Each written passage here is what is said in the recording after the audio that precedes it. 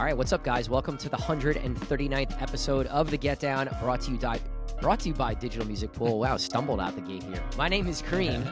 Gary W here. What's up, man? Doing it. It's been a while since I messed up the intro, but I know, for real. Celebrated a birthday over the weekend. Happy birthday.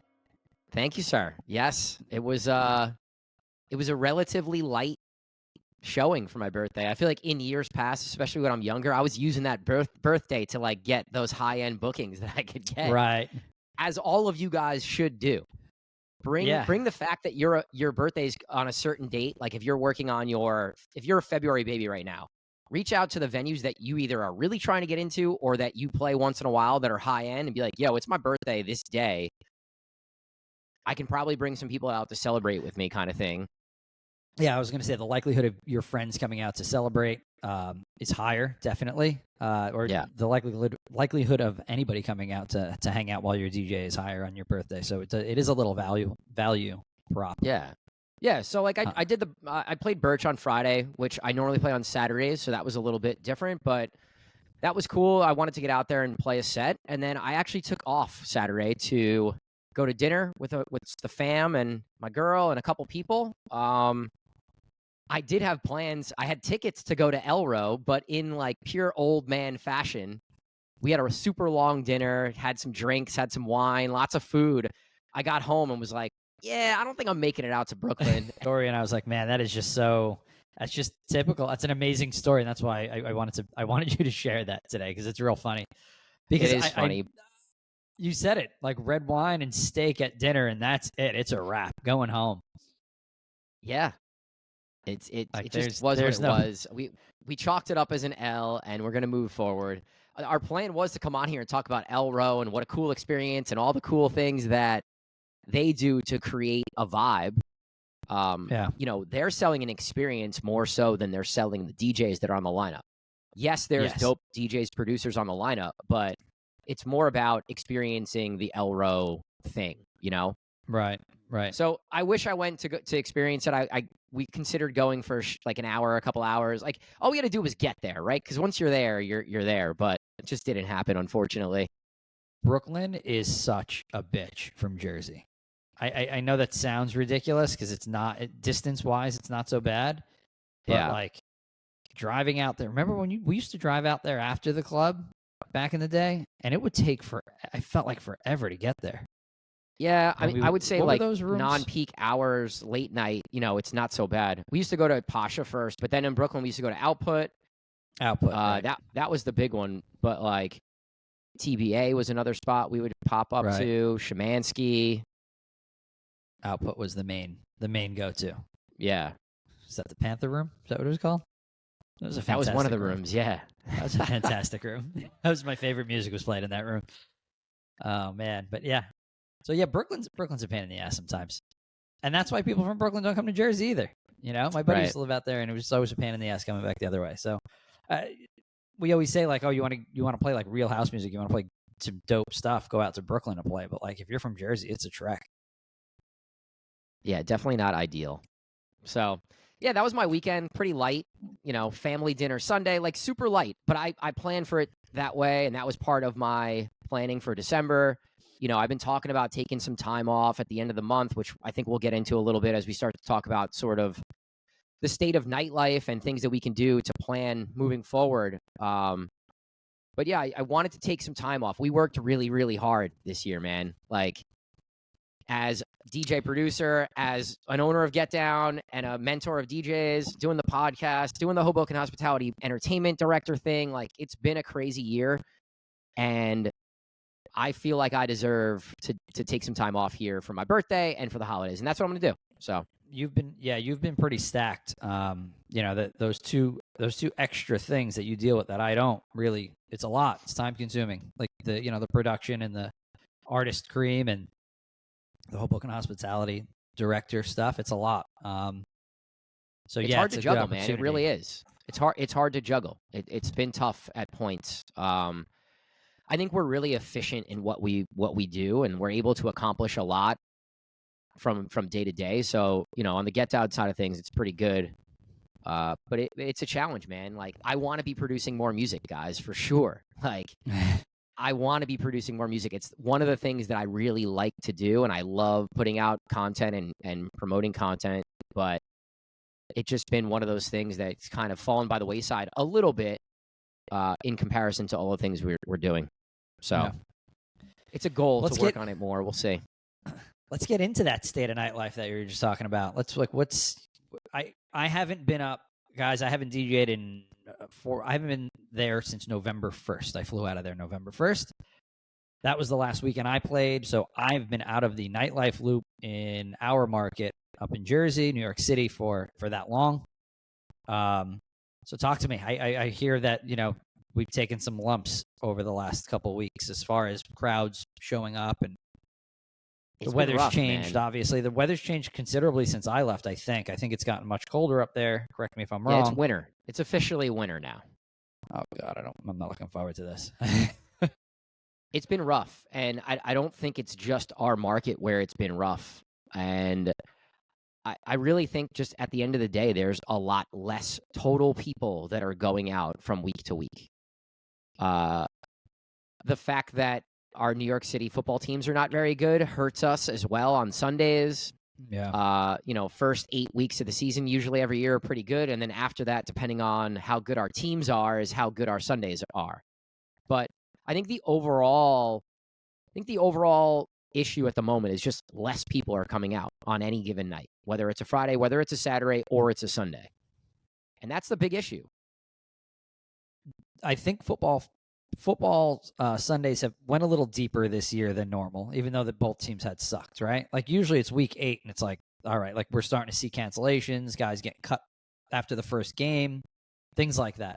We really only saw that this past weekend was the first cancellations that we've had for football Sunday. Right. With the threat that there was going to be no crowds out, right? So I think that went deeper. But does that mean that people are going out to day drink, or more inclined to go out and day drink than they are to go out at night? Like why are people just not going out? Is that weather change really, really affecting? I know it's not just our market, so we can't just blame, let's say, the weather. No, it's all markets, because I've been talking to a lot of DJs from other markets, and everybody's feeling the same pain. I talked to Arm in Boston. I talked to Bobby Boucher out in Cleveland, Will Grayley from DC. I just got off the phone with him. The guys in Philly, Smooth. Like, a lot of what I do behind the scenes is kind of trying to talk to other people booking DJs in other markets. And it's a similar story, I think, across the board, where there's less people out. And I don't think there's one particular reason. I think it's a handful of reasons, right? The cost of living right now is absolutely insane. Cost of renting, cost of homes. It's a big That's the number one driver, I think, right now. Yes, I agree with that.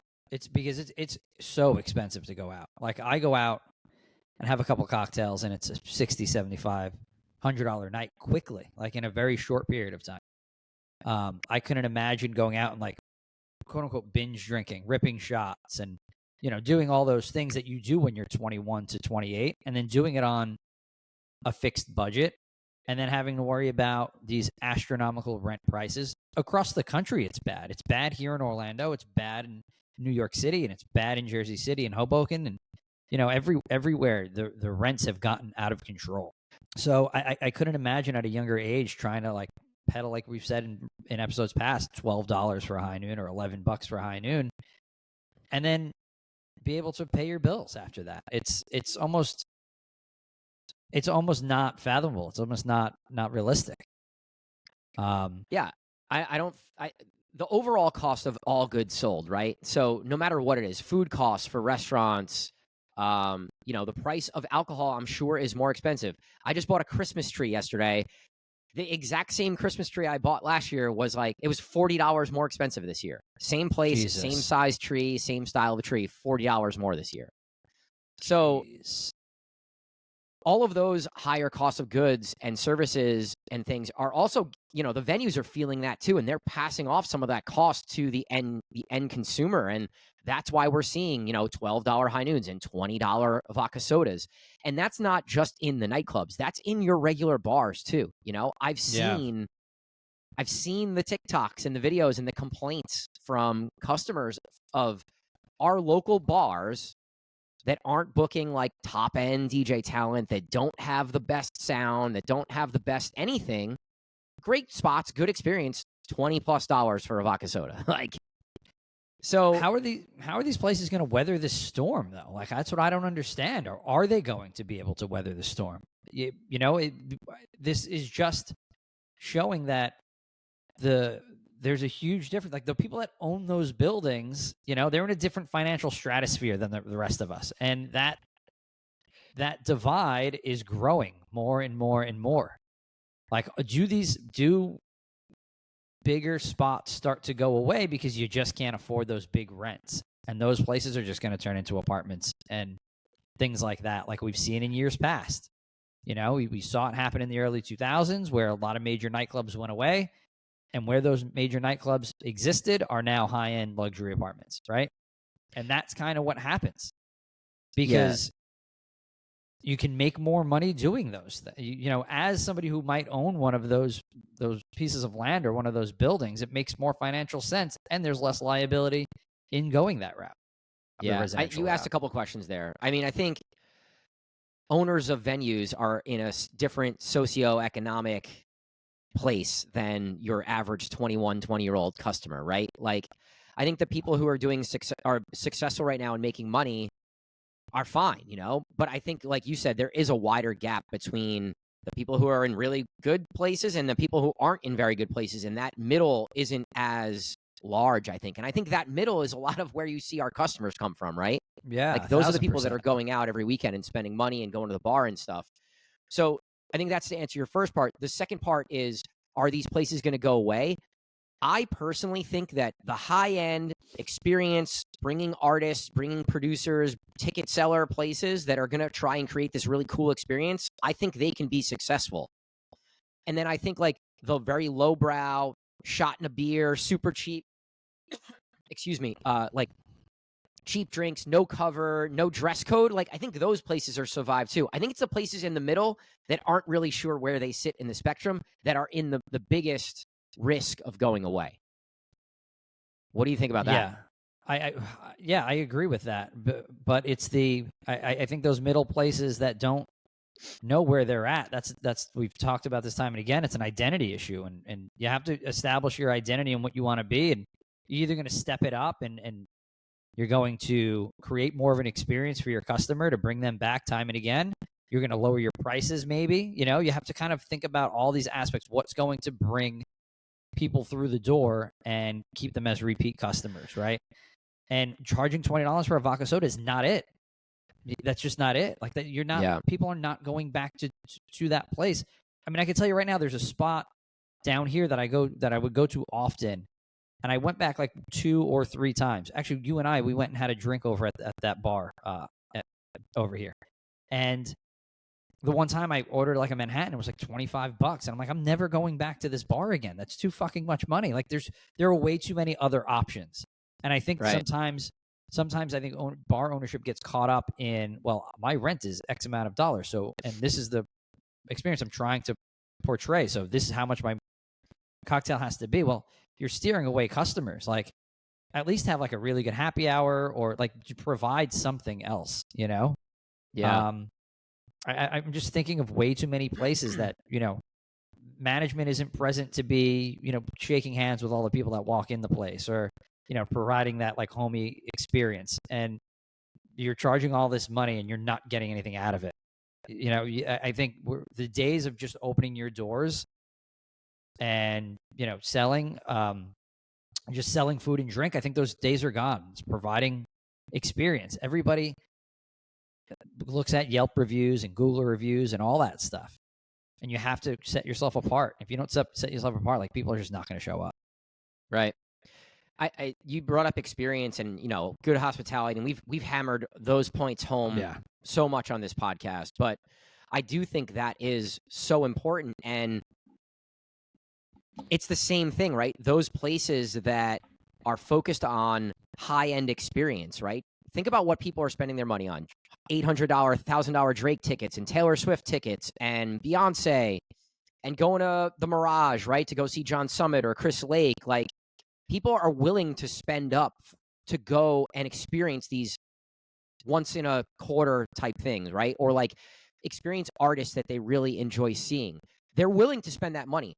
Those people aren't going out Friday, Saturday, Sunday. They're picking one day and one experience to go do. So they're going to pick the option that's most intriguing to them. And going to your run-of-the-mill bar to buy a $20 vodka soda is not, that's on the low end of the totem pole, right? Like, is it go spend $200 to go have a night out at your average venue in New York City, right? Or Hoboken or whatever market you're in, or spend $200 on a ticket to go see Chris Lake at the Mirage. Like, that's an easy decision to me, no? And I think people are just smartening up to that, and they're telling venues and they're telling our market what they want, you know? They want experience. They don't want the $20 vodka soda that they can make in their apartment for $1.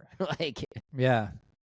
I'm thinking about an experience that we both just had at a pretty high-end restaurant, and it was an experience. It wasn't just going to dinner, right? Like, there was presentation. The waiter was extremely knowledgeable about everything on the menu, and he was just a great personality. Like, not even on a nightlife scale, like on all scales. People want to go out and have a full good experience. Even the mocktails at the place that we went to were ornate, full-blown experiences that were like, you know, the one was called, what was it called? Like something in the forest, right? And it comes like in this piece of bark, and like all this presentation was wild. And it looks like there's moss and mushrooms and all this cool stuff. Yeah. Like, that's what people want to do now. You know, it's not, and then when you want to go out and have a shot and a beer, you are going to go to those dive bars. Right, like I want to go to that place in a hoodie, sweats, and like my Crocs on a Saturday afternoon and watch a football game, get a burger, and have a couple brews. Like, that's right. That's the different. That's the spectrum I'm talking about. I think these middle of the road don't know what they are trying to be in both worlds. It just doesn't work. Right. It's kind of like if those high end, if you want to be high end and you're going to do bottle service, well, you got to fully commit into doing that bottle service, right? And you have to do it. People are going to pay money for that experience, but you have to create the experience within the bottle service, right? Right. And make sure they have an amazing time when they're there so that they want to come back. And then they want to tell their friends about what a great experience they had. I think maybe sometimes those people that those places that are in the middle, that, you know, maybe you do push yourself into being a bottle service venue, a bottle service club or spot, and then create an experience around that bottle service, right? You're right. Getting stuck in the middle just isn't. It's not an option anymore. Yeah. Yeah. You know, you can't just open up and sell drinks. It's just not it. Especially if you're having like a DJ and there's a dance floor and things like that. Like, I don't know. But then I think of other places that are more bar. They come off more as bars, but that have a dance floor. Like, that's a little more difficult. And I'm thinking like Tally Ho and Mills Tavern, places like that we book. It's a little harder to come up with like a plan around how to make that a different experience. Right. I don't want to get super local on everybody, but, you know, you mentioned two bars. I said it. I'm going to mention another bar that we have nothing to. I'm going to mention another bar we have nothing to do with. That's very successful in our market, and it's Texas, Arizona, in Hoboken.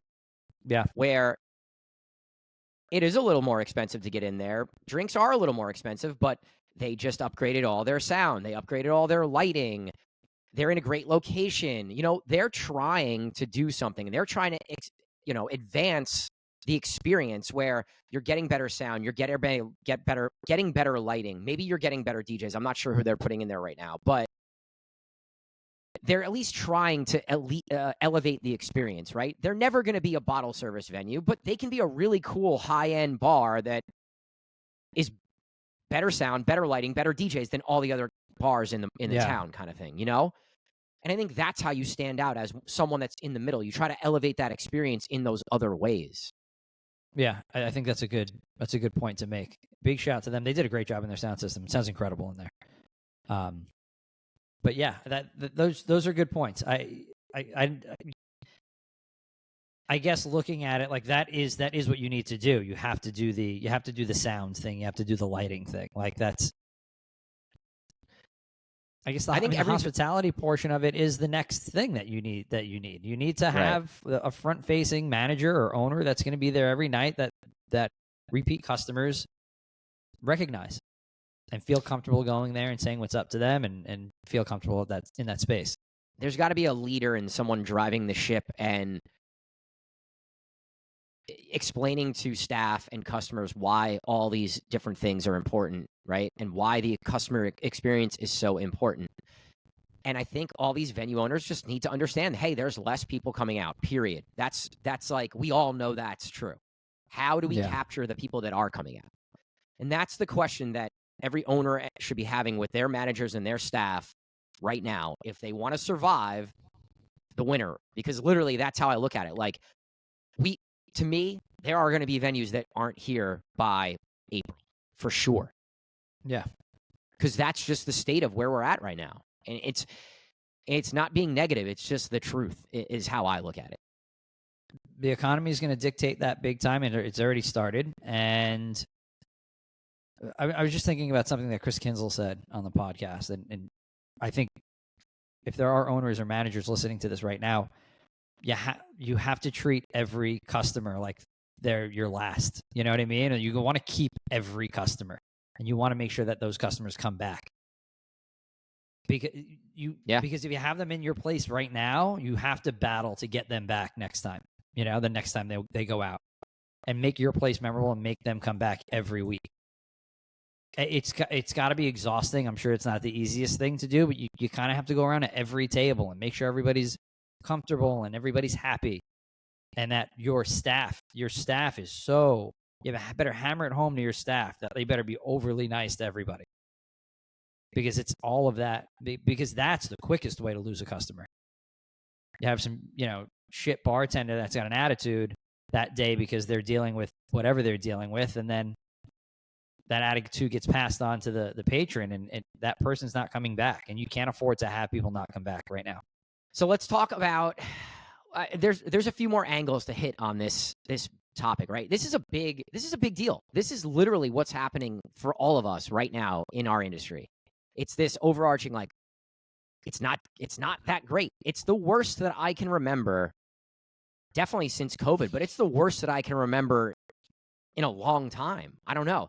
There was some years like right before COVID where things were slowing down and getting a little tough as well. Maybe because this is a little more obviously recent, we're currently living it, that it feels worse than it was back then. But it's been this is supposed to be our busiest quarter of the entire year. The fall in tri-state New York City is always our busiest time. And, looking at the numbers of some of the venues and talking to owners, it just doesn't seem like that's the case. And if it's slow right now, I think we're in trouble for January and February, when it usually always gets way slower. I don't know if you were DJing yet.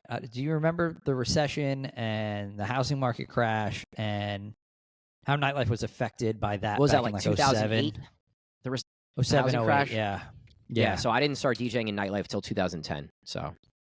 Okay. Well, we had a little bit of a slowdown, but we also didn't. We weren't dealing with people being obsessed with experience, right? You could still kind of just have good music, have a decent sound system. Doesn't have to be great. Lighting was whatever, you could have it or not.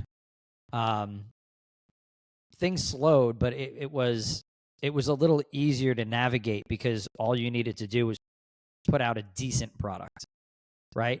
Right now, you're dealing with, the owners are dealing with high rents, and then the cost of everything, like you were saying, is exponentially great. It's crazy. So if you want to put a new sound right now, it's extremely expensive. You want to put a new lighting right now, it's extremely expensive. Right. The cost of goods are expensive, and the labor is expensive. It's all very expensive. You want to put in a wall, like a special wall that, and put a neon on, or whatever you might want to do for like an Instagrammable or TikTokable thing. It's expensive. It's all expensive. And that's what I think a lot of owners are dealing with, where they're like, okay, I want to provide a better experience, but at what cost? At what point does this just sink the ship? You know what I mean?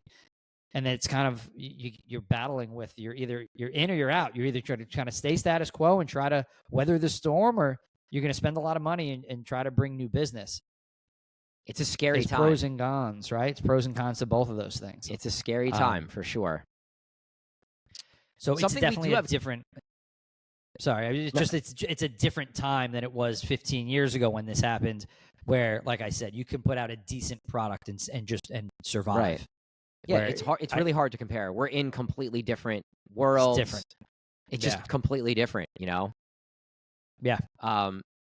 So in experiences we do all have coming up or should have coming up in every market here is, you know, the SantaCon or the you know, whatever you call it in your market, but the Christmas bar crawl, the Santa bar crawl that's going to happen everywhere in the next couple weeks here. I think this is going to be like, I think it's going to be really good. I think because it checks all those boxes, right? It's an experience. It's something people can circle on the calendar. They don't mind spending money because it's something that they look forward to. They know it's going to be fun. They know it's going to be busy. We have New York City SantaCon this Saturday, and we have Hoboken SantaCon the following Saturday. And I fully expect both of them to be really successful. What do you think? They are. You know, it's reminiscent of Halloween and how popular that was. We saw it was absolutely insane. It's a great event. It's a community event. People are all dressing up, you know, and you're all there for the same reason, to have a good time, dress up, get together with friends, especially over the holidays for sure. And I think it's going to be extremely successful. And I do think that the bar businesses do lack in those in between weeks because of these events too. I feel like people have, like you said, circled the calendar and they're like, okay, I want to go.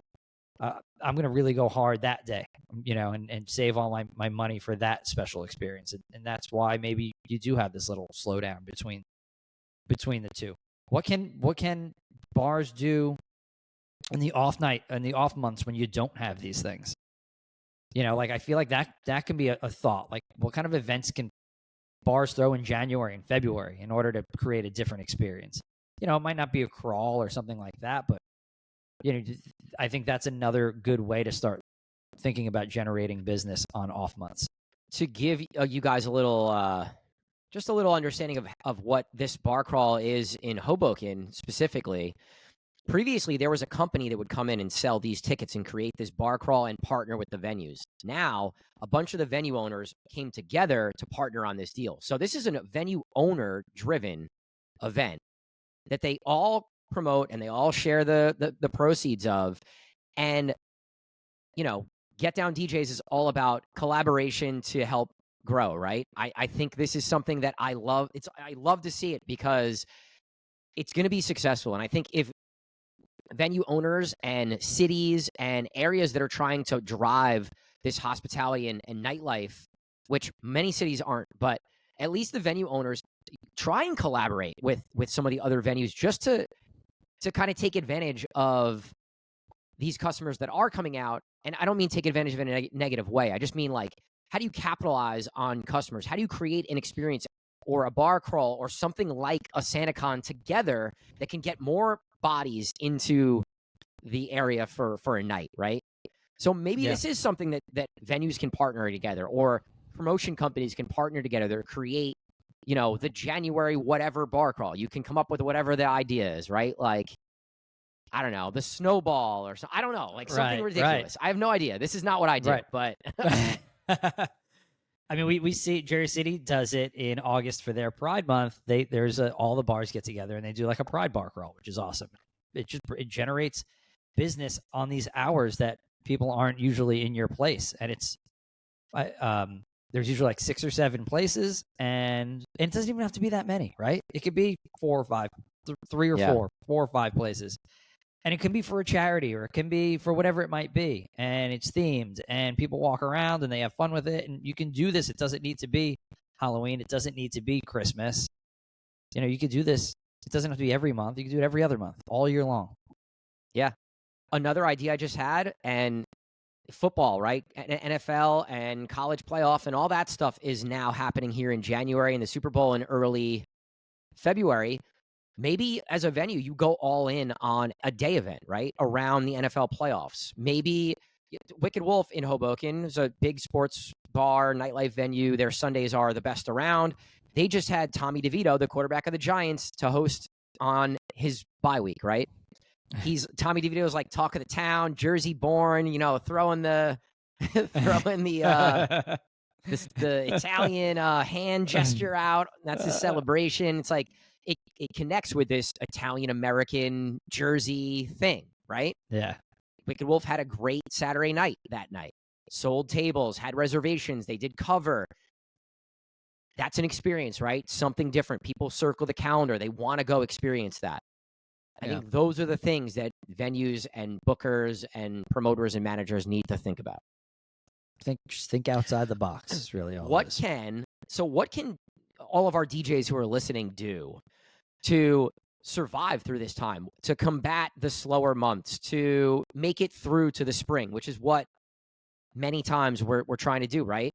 And this can go to the DJ that's maybe playing 5-6 nights a month, not fully booked out too. I think thinking about some of these things and maybe bringing some of these, bringing ideas to management, bringing ideas to ownership that, hey, maybe we can try and do this. And not to say that you need to turn yourself into a promoter, but unfortunately, sometimes you have to start to make suggestions in order to further kind of your worth in the place. You need to show your value. Why are you important? Why do they need to work with you? Right. That's how you guys need to be thinking. What can I do to show value to the places that I work at? However that is. Maybe it's making flyers. Maybe it's selling tables or bringing friends and making sure that, you know, your venue knows you're bringing friends. Setting up open bars. Like you said, coming to the table with some ideas and some outside the box things that the venue can try. All of those things will further ingrain you with a venue and with a venue owner so that if things do get slow or if DJ nights start to get cut, your night is way less likely to get cut. Right. We've done this with venues in the past where we were seeing slow weekends and slow nights, and it was like, well, all right, well, we have to start to show a little worth here, or else we're going to be shown the door.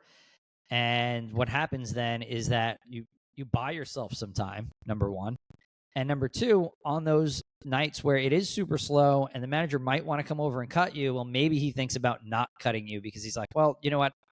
At least Cream came to the table with these ideas and he brought a table or two out. They're hanging out tonight. I'm not going to cut him tonight.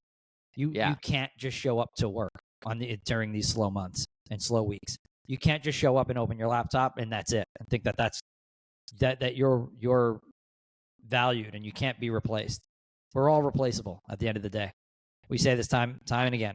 We're all replaceable. Doesn't matter who you are, you're replaceable. Be the greatest fucking DJ that the place has ever seen. But if there's nobody in the room to DJ for, who cares? You know? Yeah.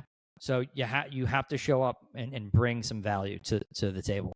And it's all of those things. It's ideas. It's having a great set. It's being personable with the patrons and the people that work there and the manager and the owner. And just everything. It's the whole package, you know, and you really have to step up now. You know what another one is that's super under the radar that is very easy? Go clean the DJ booth. Go in early before your set. Go in on an off night. Bring some cleaning products and literally take everything apart, wrap unused wires, put them in a box, clean all the equipment, clean the DJ booth table, and make sure your owner knows that you're doing this stuff, right?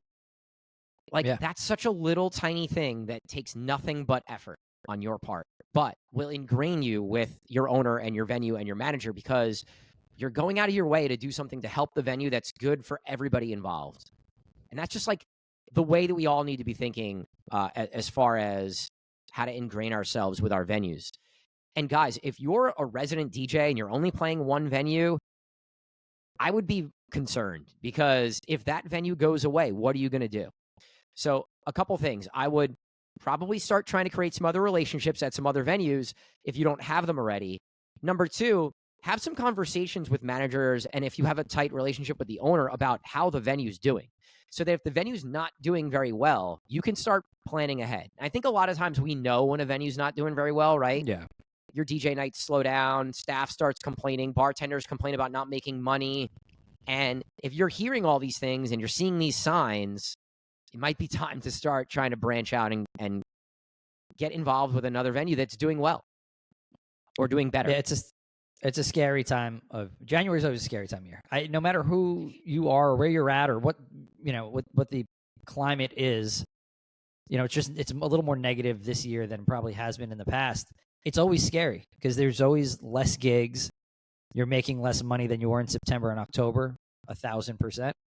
And I think preparing financially as well would be very smart for January and February. Yeah. I can't stress that enough, right? Like if you're tight on money and you're worried about getting through Christmas, like guys, it's okay to go do something else on top of DJing, right? Like even if the DJ thing is slowing down right now, it's going to come back. So, right. Like it's all right to go have another side hustle. We talk about it all the time. I have fucking 4 side hustles. Like yeah. And I'll have 4 side hustles for my entire life unless I fucking no matter what, honestly. Like it's just who I am as a person. I just like to be busy and I like having my hands in a lot of different things. But I don't know if we talked about this in September and October, but like that is the time where you need to put that extra money that you make, you got to put that away for January and February. If DJing is your main gig and that's the way you make money. I know we're past it now. We're like way past it now, and it might be too late, but it's a good thing to think about for next year that, if you're making an extra $500 to $1,000 in September and October, like put some of that on the side so you have it for January and February, because it's always going to slow down. Always, always, always. It has been doing it in my career for 20 years, 23 years, whatever it's been.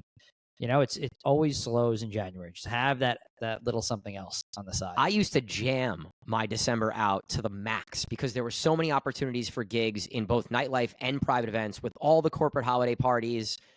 I used to bust my ass in December knowing that January and February were going to be slower and just try to make as much money as possible to get through Christmas and then the slower January and February if my 10 gigs a month went down to 4 or 5 or whatever that number would be back then. I think I remember you had like a 26 gig December once. There was something insane, something really, really insane, like when we were younger. Yeah, there was a period of time where I had 20 to 30 gigs in many, many months. Yeah. I just remember that rundown. I was doing Sephora in-store afternoon gigs. We have a booking at the airport in Newark that I used to do during the day on an afternoon. Yeah. Doubling up as much as possible. Double Sundays, double Saturdays, working Thursday and Sunday every single week. Yeah. Did it. Don't want to do it anymore ever again, but did it. No, I forgot that you used to jam them out like that. That was be like holiday party Tuesday, holiday party Wednesday, and then regular nightlife Thursday through Sunday. I got to go back in your I don't know if you've like cleaned your old Instagram stuff up, but I got to go back because one of those rundowns is insane. Is like the most insane thing I've ever seen. It's probably more recent than you think, to be honest. Yeah, you're probably right. Probably like right before COVID type thing. 2016, 17, 18, somewhere in there. Yeah. It's something to go along with this, actually, to go along with the slowing down of things. We touched on it, I think, a little bit, but I want to talk about cancellations and dealing with them as they're happening. Whether you're getting canceled while you're DJing, because that happened to one of our guys 2 weeks ago, or you get canceled an hour before your gig. That happened to one of our guys this week. Number one question would be, can you get ahead of it? Because we go back and forth with this all the time. We're like, okay, we know this Sunday's going to be dead, but we don't want to reach out to the owner and say, hey, I think it's going to be dead, and then take the money out of your pocket, right? You don't want to do that. You don't want to voluntarily do that. Definitely not. Because you're giving them an opening to cancel the DJ. Right. Whether it's yourself or someone else. So if you're quote unquote getting ahead of it, that's not the way to do it. No. I think the getting ahead of it is the prepare yourself mentally, financially, that, hey, this time of year, there's a chance that this gig doesn't go through.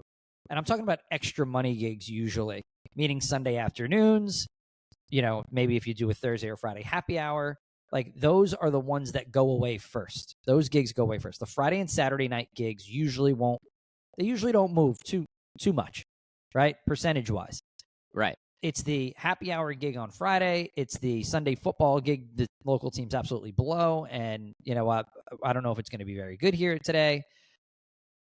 those are the gigs that you need to think about. The brunch gigs on Saturday afternoon that maybe brunch has slowed up in the last month. Those are the ones you have to be like, okay, well, I have to be ready for the venue to cancel me for this. And can I financially sustain that? Right. And I think that's the way you get ahead of it. Now, you can have a conversation around cancellation fees too. If you showed up to work, you should get paid half at least. I don't care if you DJ'd for an hour. I think you should get paid half. You blocked out that time to not get booked somewhere else instead of another booking. Right. So you took that booking and you held that time for that venue, so you should get paid at least half. If you get canceled an hour before, how do you go about that? What does that discussion look like with the owner in your eyes? If you get it canceled an hour before, you're going to tell them that, listen, I'm on my way. I already left my house. I'm on my way to the gig, kind of thing. It's really hard, man. It comes down to a couple things, right? Is this a relationship that you value? Is this the place that you work at regularly and want to continue working at? If that's the case, you say, listen, man, it sucks that you're canceling me an hour before. I'm already on my way. Like, in the future, can we have a little bit of a heads up? And, next time I'm going to have to charge a cancellation fee, kind of thing. I think that's a good way to handle it. If it's someone that you want to continue working with, if you're just booking gigs and you're like, well, I don't really work with these people and they're canceling me, like, I'd be like, no, I'm on my way. Like, I blocked this time out to work this event, and I want to work the event, or I want to get paid for my time. I could have booked something else and made the same amount of money. So you're taking money out of my pocket. I think no matter what, you need to explain, like, you're taking money out of my pocket because I could have booked something else. Right. There's a nice way to do that. And you have to figure out the words of how to do that. Normally you just say something like, I value our relationship. I appreciate all the bookings over the years. This kind of sucks because I could have booked something else and made my money. It's Christmas time. I'm trying to save money to whatever, whatever's happening in your life and how you explain it. I think explaining to them that, like, this hurts and I need that money because I plan on having that money when I say yes to the gig with you. Right. And when I don't have it, it's not fair. And I think a lot of times the owners look at it like, well, we work with this person a lot, so you need to understand. But I don't believe in that personally. It's sticky. It's a sticky situation, and it's easy to get pissed off about it from Jump Street, right? As soon as you're getting canceled or you're getting that text message or phone call that says, hey, we're not going to be so busy. It always starts like that. We're not going to be so busy today, so it's coming. I think you need to check your emotions, number one, because that can get you in trouble quickly. You don't want to react in a negative way. And all the things that you said are the things that you need to have in your back pocket when responding to the person who's canceling you, right? So it's, I appreciate the bookings. It's being appreciative of the relationship that you've had, if you've had a relationship with this booker or manager, and, spinning that positively, and then explaining why it's hurting you financially, right? I think it's I've been in situations where guys get like heated off the jump, and you understand it because it's, in some cases a lot of money, and it can change the trajectory of your month financially, whether that's making rent or whatever it might be. And then I think the ownership will think twice about canceling you the next time. Yeah. Or get ahead of it more than an hour, maybe a week, maybe 2 weeks, this way that you can then go possibly get another booking. Right. So I think that's a big part of it too. Another thing you could do is like, hey, I'll accept this cancellation. It still sucks for all the reasons why we just explained, but can you throw me an extra booking next month? Like in a slow January, and maybe you can fill out your calendar in one of these slower months in January and February with an extra booking somewhere. If you're canceled, you want to try and recoup that booking somehow. So if you're booked twice a month, every month, try and get a third for the next month or one of the next couple months. I think that's another way. This happens on the high end too, Gary. Like, the weather's bad and we want to cancel a big headliner at a venue. And it's like, hey, listen, like, I'm sorry, but the weather's shit. All of our tables canceled. Like, we have to cancel you. And if there's no contract, it is what it is. And again, you hope that the venue tries and makes it up to you in another way, whether it's a higher rate the next time, whether it's double bookings. But Yeah. if you want to keep that relationship, you just kind of have to go with it and make it work. Agreed. All right. Let's transition into let's get a little tech talk going, because we don't do this ever on this show. I know you and I aren't always on top of our on top of the tech, but right, we're not the most tech guys in the DJ world, that's for sure. No, but something that's real basic that we all have used for many, many, many years is like Serato's update just came out, right? And now I know you won't, and I'm going to let you talk about it. You won't switch over to this update until a certain point. Yeah, no chance. And I'll let you talk about why, for obvious reasons. But I just think it'll be a fun conversation. And then I want to talk about some of the features that have come along with this Serato update, which I'm actually looking forward to. But tell us why you won't switch right over to this new update on Serato software. Serato generally does a pretty good job of saying, hey, DJs, it's safe to make the jump kind of thing, or it's safe to use this on this OS. Any conversation we have with Serato updates, it kind of goes hand in hand with the Mac OS updates. Right. And personally, just like anything else, I kind of like when new tech comes out, I kind of like to let the kinks and the bugs get worked out over a period of time before I move to the newest version. And I do think it's important to be on newer versions. I don't think I need to be the first guy to do it. Like I want to give it 3 months or 6 months for, like I said, the kinks get worked out so that I don't have a dropout in an important, huge gig where there's 2,000 people in front of me. Like I can't have that as a DJ. Right. And I think, like I said, Serato does a really good job. They understand, like, we can't put something out if there's going to be dropouts and issues for our DJs, because that's the worst possible thing that can happen during a set is the music shut off. Yep. So, yeah, I'm not moving to the newer version for a bit. Like 3.1 came out. I'll probably move when like 3.2 or 3 comes out to 3.0 type thing. Yeah. Especially when you go from like a round number to the next round number. If you're going from 3.1 to 3.11, like, sure, that's fine.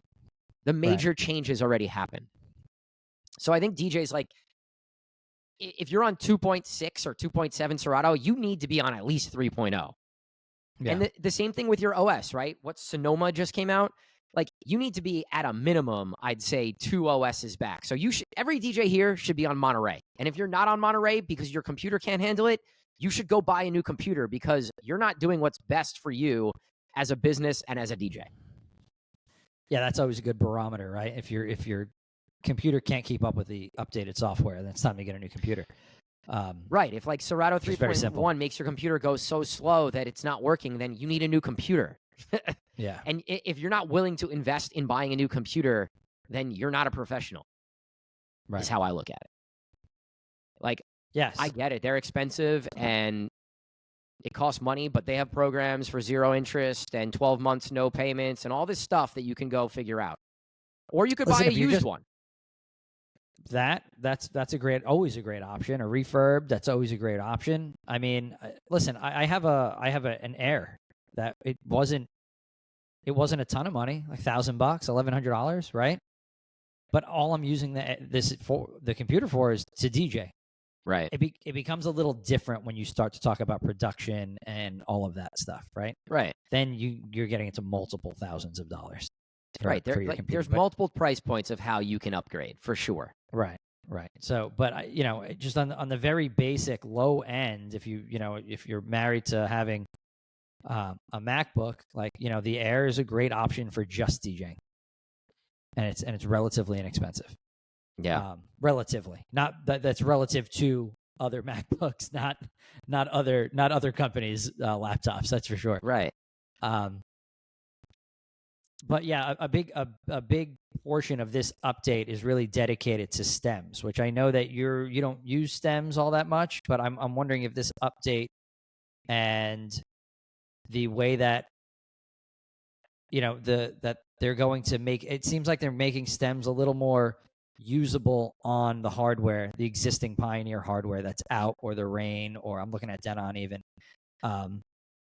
So letting you use the stems on the hardware, and it doesn't all have to be MIDI mapped. Where you had to MIDI map it before for the CDJs. UFO had just showed me how to do it super simple back in October. I learned that, and then now this comes out. But it's nice to know that you're going to be able to use this on existing hardware.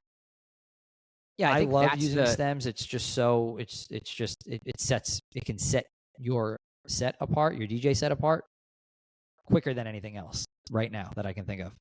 I agree. I think it's a really cool feature and something different. And because DJs are haters, everyone hates on stems and all the terrible edits and mashups that are going to come out. But I think stems are pretty cool. I don't really use them at all right now, but I do think if it was integrated into CDJs and I was able to do it a lot easier, I would be more likely to use it.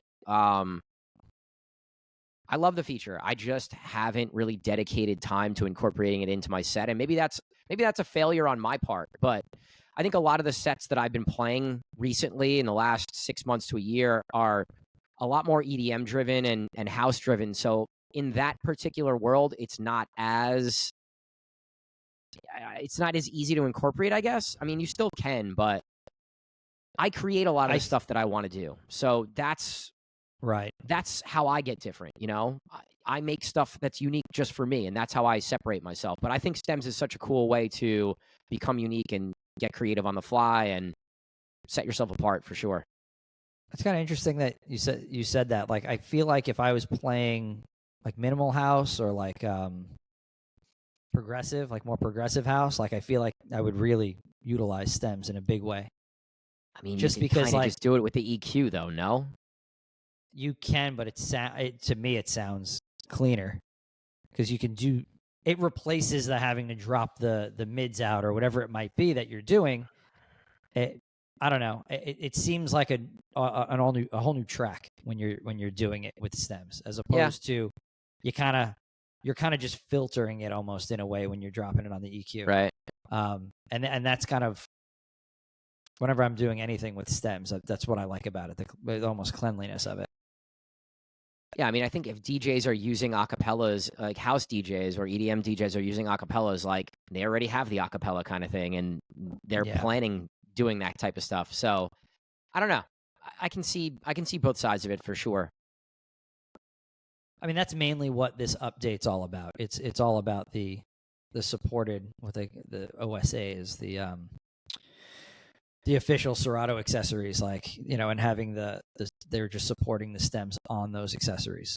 So wait, are they the hardware? So if the CDJs are supporting the stems, how does that work? Because there's no stem button on the CDJs, right? They're going to drop new CDJs that have the stem button essentially. Well, so for example, the CDJ 3000 is supported. The 2000 NXS, 2000 NXS2, and the 3000. Right, but is there like a button on the CDJs that you can hit? So it is like replace pad mode. So that's what I guess anything with pads you can you used to have to MIDI map the stems to the pad. Well, you don't have to MIDI map it anymore. You could do it. You can I think you could do it right within the Serato software.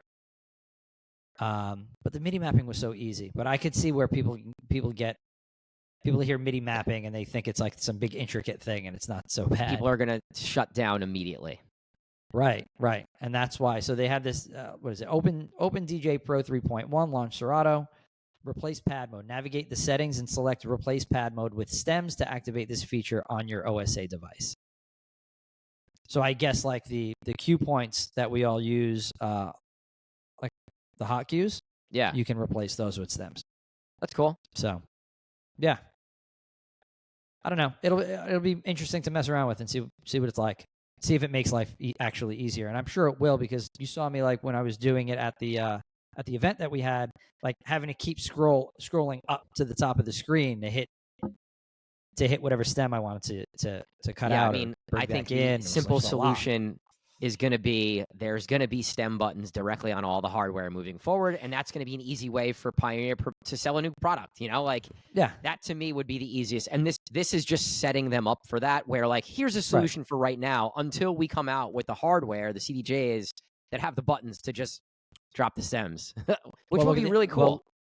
Well, look at the FLX10. They have it, right? That came out. That has that has the stem buttons right on it. And I love using it, but that's why I love using it, because I have access to the stem buttons right there on my hardware. I know that controller is not popular by any means with any of our DJs. Nobody likes to use it, but I do like it for that feature. It is a little plasticky. That it's not the most. It doesn't feel like the most sturdy thing in the world, but I think that was a step for them to introduce the stem buttons. Yeah, on hardware isn't it on immediately. The Opus, like isn't the Opus the big one, like the better version of that? It's probably on the Opus. Yeah, I haven't used the Opus. I haven't even seen the Opus, to be honest, like in person. No, me either. But that FLX is it's not. They're going to come out with something that is updated. That's going to be a little more sturdy than that. I think that was a little bit of a rush job that they introduced stems, and then Pioneer needed to come up with something to put it on hardware, and that's what they did. But anyway, I don't know. I'm excited about it. I like you said, I probably won't switch over to Serato 3.1 for a little bit, just in case, but eventually. Yeah, I'm gonna hold off for a bit. I think now that the big thing for me is I'm on Monterey, so I'm now 2 behind on the OS. I'll probably upgrade my OS to what's the next one? I don't even know. I just looked it up and I forgot.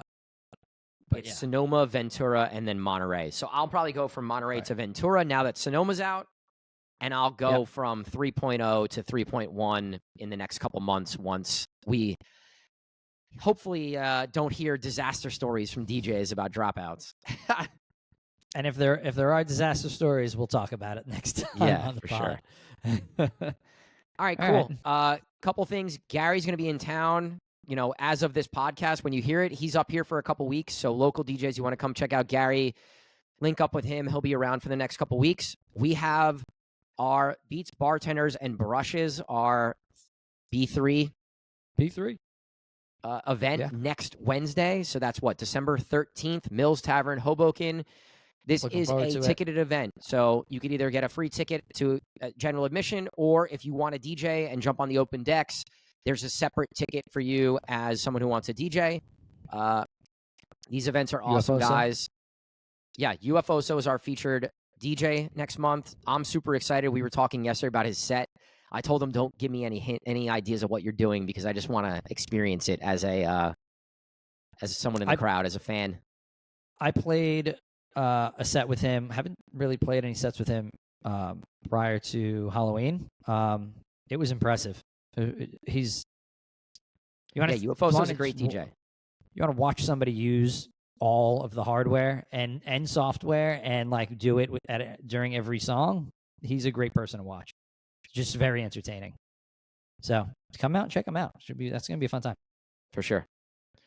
Actually, one other thing. Get Down Radio with Two-Face just released this week. If you want to go check that out, SoundCloud, Apple Music, Spotify, all those places, Get Down Radio. Please check that out. And guys, follow us on all our platforms. If you haven't gone and checked us out on YouTube, go watch us on YouTube. Throw us a subscription, a subscribe. We need to build that audience a little more.